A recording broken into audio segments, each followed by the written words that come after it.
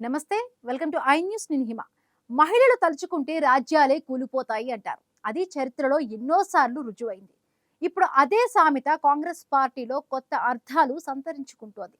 ఒకప్పుడు ప్రత్యర్థి పార్టీలను ఎదుర్కొనేందుకు వ్యూహాలు రచించిన నేతలు ఇప్పుడు మహిళా ఫిర్యాదుల చుట్టూ తిరుగుతున్న విచారణలకు సమాధానాలు చెప్పాల్సిన పరిస్థితి ఎదుర్కొంటున్నారు. కాంగ్రెస్ లో ప్రస్తుతం మహిళా ఎపిసోడ్ అనే పదమే కొందరు నేతలకు నిద్ర పట్టనివ్వడం లేదనే చర్చ జరుగుతోంది.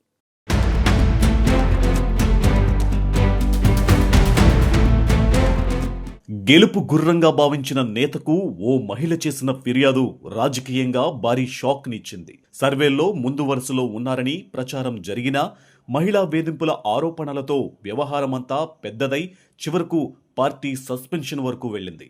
ఒక వ్యక్తిగత ఆరోపణగా మొదలైన అంశం రాష్ట్ర రాజకీయాలను దాటి జాతీయ స్థాయిలో చర్చకు దారితీసింది. పార్టీ అధిష్టానం కూడా ఈ వ్యవహారాన్ని లైట్ తీసుకోకుండా కఠిన వైఖరి అవలంబించడం రాజకీయ వర్గాలలో హాట్ టాపిక్గా మారింది. అంతేకాదు, ఈ వివాదం ప్రభావం పరోక్షంగా రాజ్యసభ రాజకీయాలపైన పడిందనే చర్చ వినిపించింది. పార్టీ వ్యవహారాలపై ప్రశ్నలు తలెత్తడంతో పరిస్థితులు ఊహించని మలుపులు తిరిగాయి. ఇప్పుడు అదే తరహాలో మరో వ్యవహారం కాంగ్రెస్లో చర్చనీయాంశంగా మారింది. ప్రభుత్వ సలహాదారు మాజీ మంత్రి షబ్బీర్ ఆలీపై కామారెడ్డి మాజీ మున్సిపల్ చైర్మన్ ఇందుప్రియ చేసిన ఫిర్యాదు పార్టీలో కలకలం రేపుతోంది.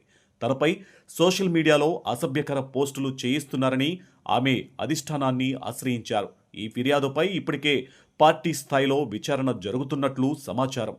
విచారణ పూర్తయ్యాక తదుపరి చర్యలపై నిర్ణయం తీసుకునే అవకాశం ఉందని రాజకీయ వర్గాలు చెబుతున్నాయి. ఒకప్పుడు కాంగ్రెస్ నేతలు ప్రత్యర్థి పార్టీల కుట్రల నుంచి జాగ్రత్త పడేవారు. ఇప్పుడు మాత్రం మహిళా ఫిర్యాదుల నుంచి జాగ్రత్త పడాల్సిన పరిస్థితి వచ్చిందనే సెటైర్లు వినిపిస్తున్నాయి. పార్టీ సమావేశాలకు వెళ్లే ముందు ఎజెండా ఏమిటి అని అడిగే నేతలు ఇప్పుడు ఎవరైనా ఫిర్యాదు చేశారా అని ఆరా తీస్తున్నారట. మరికొందరు అయితే రాజకీయ ప్రత్యర్థుల కంటే మహిళా సెల్ నోటీసులే ఎక్కువ టెన్షన్ పెడుతున్నాయి అని ఆఫ్ ద రికార్డ్ కామెంట్లు చేస్తున్నారనే ప్రచారం సాగుతుంది.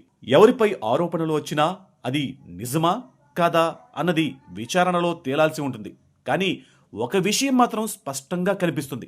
మహిళలకు సంబంధించిన ఫిర్యాదుల విషయంలో కాంగ్రెస్ అధిష్టానం ఏమాత్రం ఉపేక్షించబోదనే సంకేతాలు ఇస్తుంది.